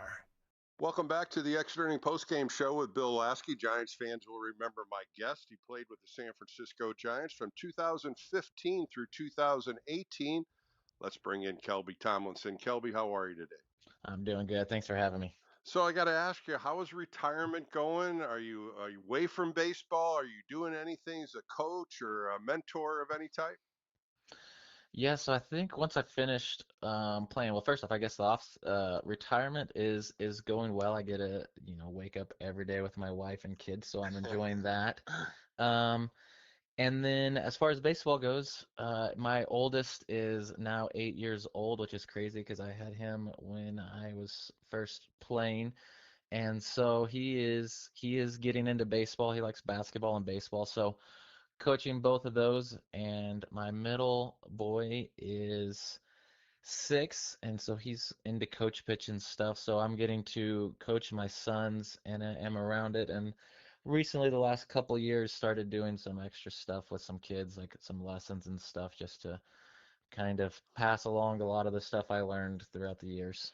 That's excellent. Boy, time flies, doesn't it, Kelby? You talk about Yeah. your sons being the ages that they are, and the time where you want to be a dad, and I think that's so special what you do. And let's go back in time. Chickasay, Oklahoma. You grew up there. When you were growing up, was baseball part of your life? Did you play more sports than just baseball? So when I was really young, I played multiple sports. From like 5 years old through sixth grade, I played soccer, basketball, and baseball. Then once I hit sixth grade, it was football, basketball, and baseball through my freshman year, and then starting my sophomore year, that's when I kind of went to strictly baseball. So my sophomore, junior, and senior year played baseball um, throughout that. But yeah, I grew up playing all sorts of sports, and then playing sports in the yard and whatever I could. My friends and I could make up as a game. But yeah, I love and still do love to play, just a variety of sports. Well, I got to ask you, did you wear glasses in high school? Were you wearing glasses at that time? When did you start wearing them? Nope. So I and still have, all right vision. A lot of it is astigmatism, which makes it. I notice it a lot more at night. And so in high school, you're mostly playing during the day, and even through college, I mostly played during the day. But once I got into professional baseball and was playing night games, I was like, it is a lot harder to see. And so that was when I decided to get some correction. I tried contacts for a year, my first year in Augusta, Georgia, and in A-ball, and that didn't go the best and just had a lot of issues. And my wife, who had been an optician and had been in the glasses world, she said, you should try glasses. And I said, I don't think I will like it, but I'll give it a try on your recommendation. And so I tried it, and I was like, I can see great. I can see better than before. And so since then, I've been wearing glasses. That voice you hear in the Extra Inning Post-Game Show is Kelby Tomlinson, of course, a good Giant, a forever Giant. Let's go back in time a little bit. You went to a community college and ended up going to Texas Tech for 1 year. Why community college? Was it about playing time? You wanted to play more often? What was that decision by you? Yeah, so I went to a really small school in high school, and we were just like a 500 team, not really the best. And so I was not heavily recruited, and I was young for my grade, so I was kind of like on the smaller side and didn't, perform as well as, a lot of other people that would have been other seniors. And so it was actually by accident that the junior college coach was there recruiting another shortstop and another player at a tournament we were playing in, and he just happened to stick around and watch the game after, which was my game. And I was able to at least catch his eye a little bit, and he wanted to, follow up with me again. And so really junior college was my only option. So that was my one, college scholarship. I knew that's what I wanted to do. And so it was there. I got an opportunity, and that was all I, wanted and needed was just an opportunity to play at the next level. And so it kind of, divinely worked out that I was able to come here at the junior college and get an opportunity, and then, made the most of it and developed and grew and just put in a lot of work, and that gave me the next opportunity, like you said, at Texas Tech. Kelly, all of us always dreamed about being a big leaguer, thought about being a professional player. When you were a junior college, then you went to Texas Tech. Did those thoughts come across you yet? Did you think that you were good enough to sign?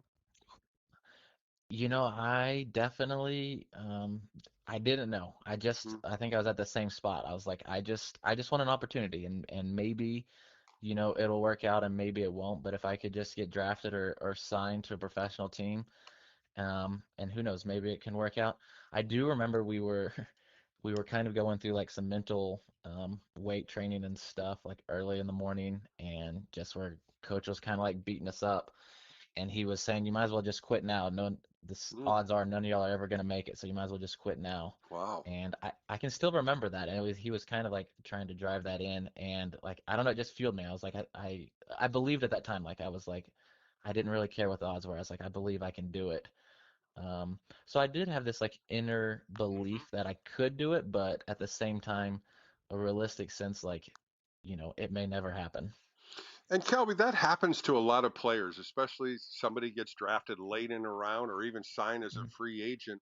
That inner Mm-hmm. strength overtakes you, and you start Mm-hmm. thinking that mental part of the game is I'm going to show them that I can do Mm-hmm. this, and I'm going Right, to push exactly. myself as hard as I can. And you did that at Texas Tech, and you end up Mm-hmm. getting drafted by the San Francisco Giants in a 2011 draft. It Mm-hmm. had to make you happy, it had to make you proud. Did you know anything about the Giants organization at that time? Not really. I believe they had. So I was at Texas Tech, so obviously we were near Texas, and Texas and San Francisco were just in the World Series 2010.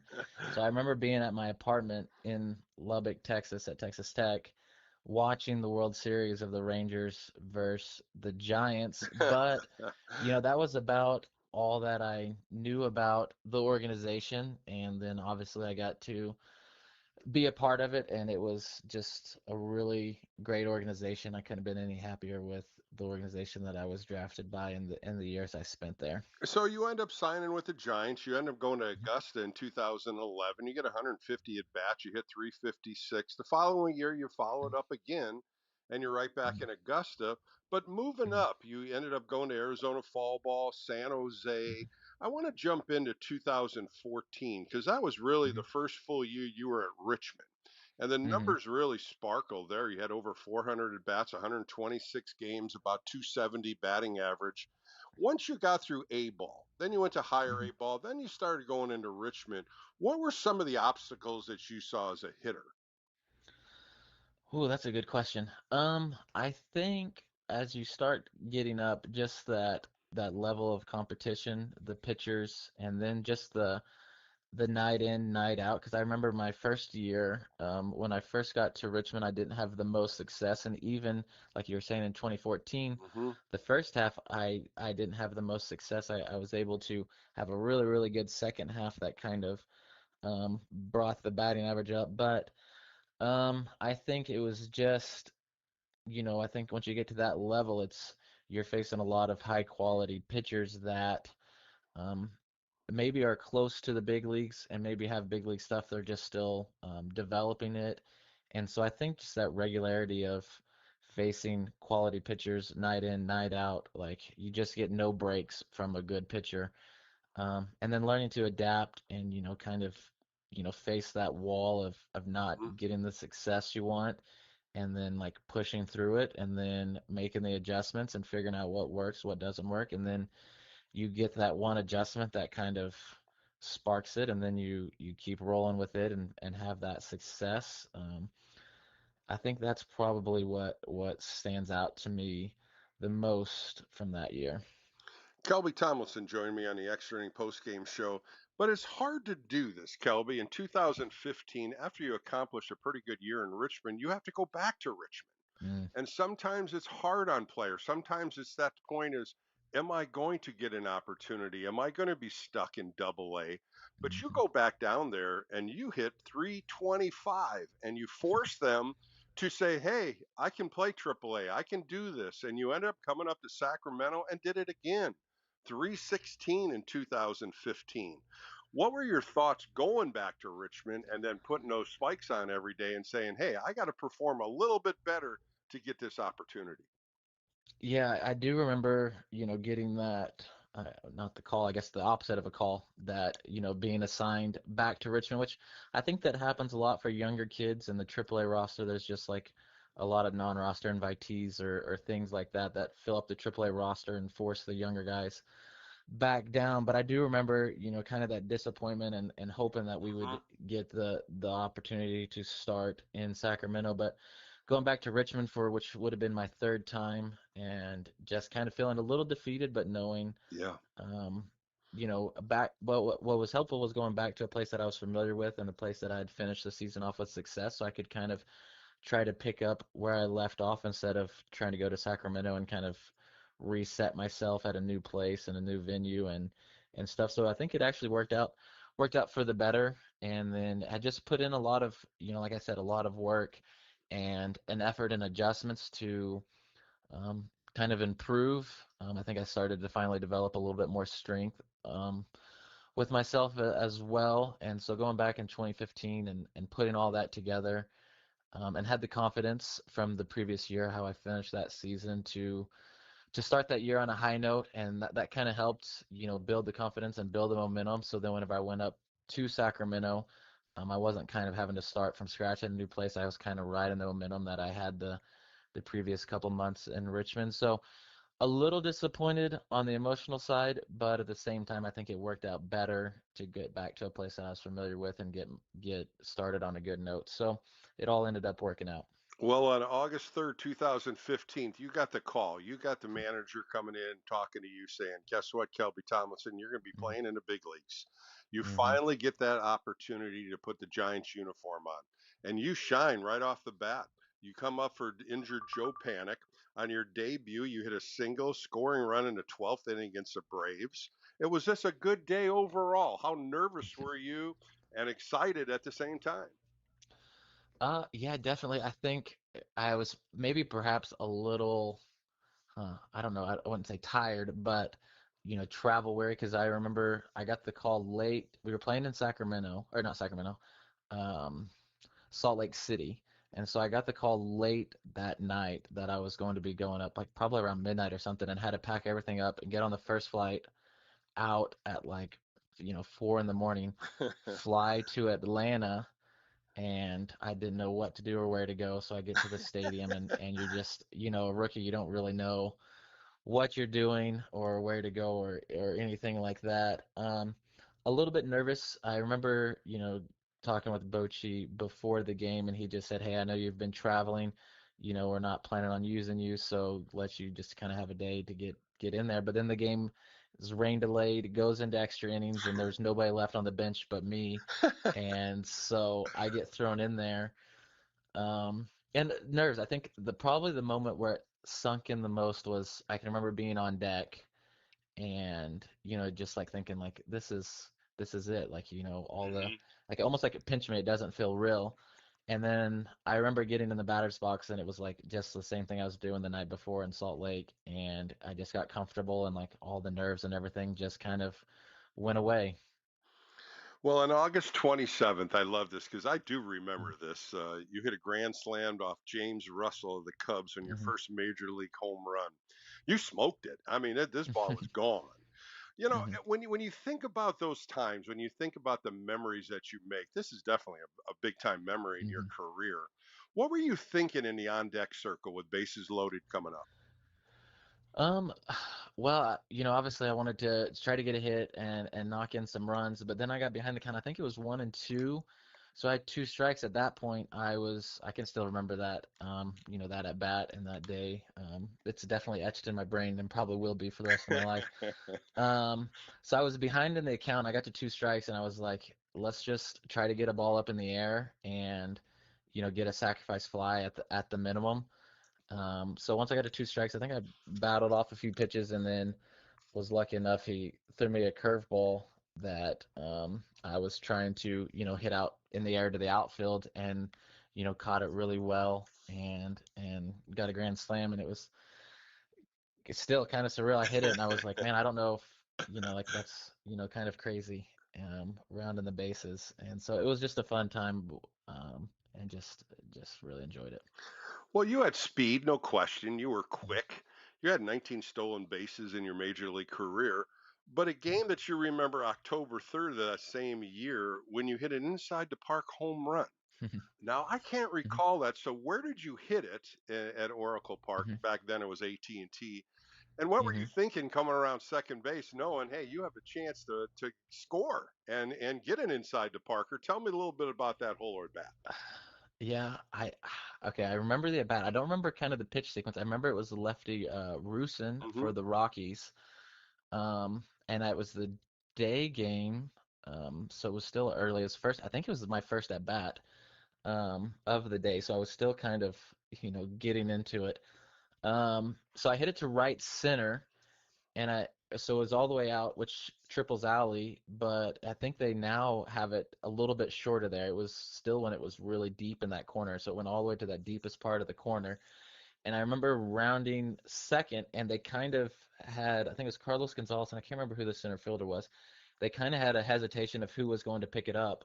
So I thought there was a chance, rounding third, that I might be able to make it. And I was, Roberto Kelly was the third base coach, and I was hoping he would send me and give me a shot at it, but I didn't know if he would. And so he sends me, and it was a close play at the plate, but is able to slide in there just in time. Boy, your rookie year, just a sensational rookie year. You hit 303, 20 RBIs, two home runs, three triples, six doubles. And then you start playing multiple positions. You ended up going Mhm, down to instructional ball, learning to play outfield, but you ended up being mhm, a second baseman, shortstop, third baseman mhm, most of your career with the Giants. The defensive side, you were pretty quick with your hands, good, accurate mhm. throws. How much did you work on that in between, maybe during batting practice, other times, because you had to learn other positions. Yeah, and we had one of the still the most probably influential coach that I had, Ron Wotus. He was there and he really worked with me. We spent a lot of hours early work. I was kind of got pushed into more of the backup role, which allowed me to go out and do a lot of early work and get a lot of practice. I think for my rookie year through until my last year playing, that was probably the area I developed the most was defensively, and I have to give a lot of that credit to Ron Wotus. Just the work we got to put in and just the things he taught me helped develop me. And yeah, we definitely got a lot of work. I would, Crawford would start at shortstop, and I would and Joe Panic would be in the first group hitting, so I would get my work at second, and then they would kind of switch. So I'd go over to short, and then I'd go over to third, and try to get some reps in at all three positions, just to make sure I'm ready because, I never know, what position I might go. A lot of it depended on the batting order and, pinch hitting with the pitcher, double switches, and then starting lineups, who needs a day off and all of that. So playing a lot of different positions, but I have to give a ton of credit to Ron Wotus for helping develop me into an infielder that could move around and try to help the team in that way. Calvin Thomason joining me for a couple more minutes on the Extra Inning Post Game Show. 2020 comes around. You end up playing a little bit with the Diamondbacks, the Mariners, and the Rockies. how hard was it to think and believe this was it? I'm going to take my spikes off. I'm going to call it a day. My career is over, and now it's time to move on to being a dad, a husband, and being with your family. How difficult was Hmm. that for you? Well, so I'll go back a little bit before that. 2018 was definitely one of still probably the most difficult year of my life. My wife's brother was tragically killed in February right before spring training, so we went through that and then just had a whole up and down year with the Giants. And then the year ended with getting released that off season by the Giants. And so I think I was just, really struggling and frustrated heading into 2019 that I carried into it. And then once I halfway through that season with the Diamondbacks, I got released by the Diamondbacks. And that was I spent 3 weeks without a team, without a job. And that was kind of the wake up call that I had maybe taken baseball for granted, and, that the game, didn't really owe me. I was just should have been grateful to have the opportunities that I had been given. And so once I finally got an opportunity with the Mariners again, I kind of had a whole different perspective and was just happy and excited to go out there and play. Finished up that year and then got the opportunity with the Rockies. I was real excited, and just finally found myself just happy to be back in the field and enjoying each day. And that was when COVID happened. And during that time, my wife and I opened a business because we just didn't know what baseball was going to look like for us going forward. And then after we opened the business, I got an opportunity again to go back with the Rockies and took that for a few weeks.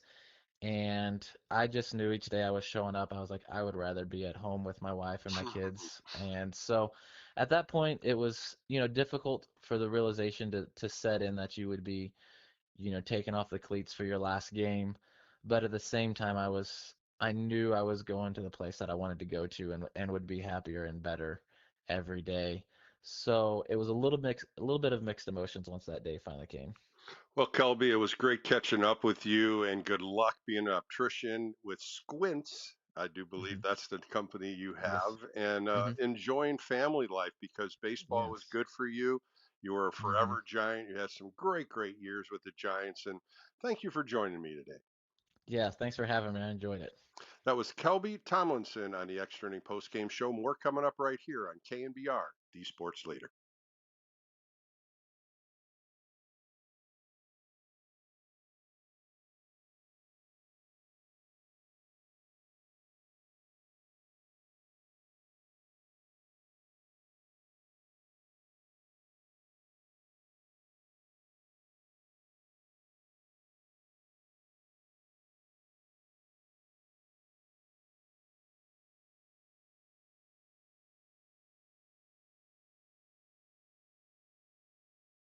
Did you ever think you could become a big league baseball player?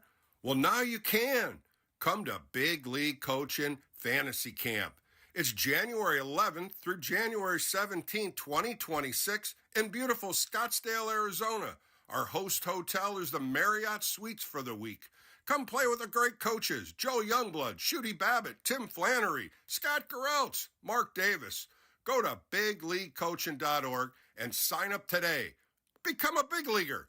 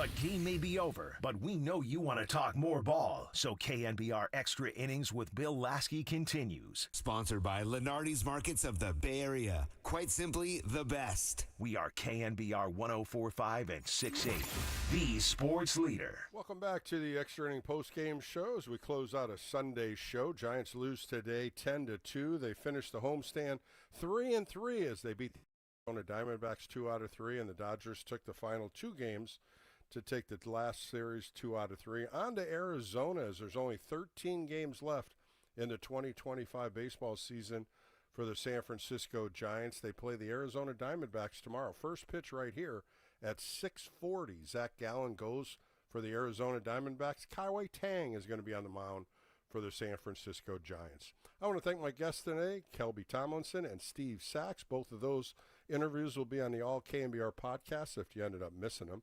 I want to thank my producer today, Kyle Chung, did a great job picking up the phone calls, and I want to thank you, Giants fans, for calling in, talking Giants baseball. As we come to the conclusion of the 2025 season, the Giants are a game and a half behind the New York Mets, and it's going to be an exciting 13 games. I'll be doing the post-game show on Thursday and Friday, Sports Phone KNBR, following up the 2 Dodger games, and of course next weekend, the extra inning post-game shows will be following both those games. I'll also be doing a warm-up show on Saturday and Sunday, so I'll be doing a little radio next weekend on the pre- and post-games. For Bill Lasky, have a great rest of the Sunday. Be safe, be well. More coming up right here on KNBR, the sports leader. It's another great outing for the righty on your home of San Francisco Giants baseball. KNBR 104.5 and 680, the sports leader. Play KNBR on iHeartRadio.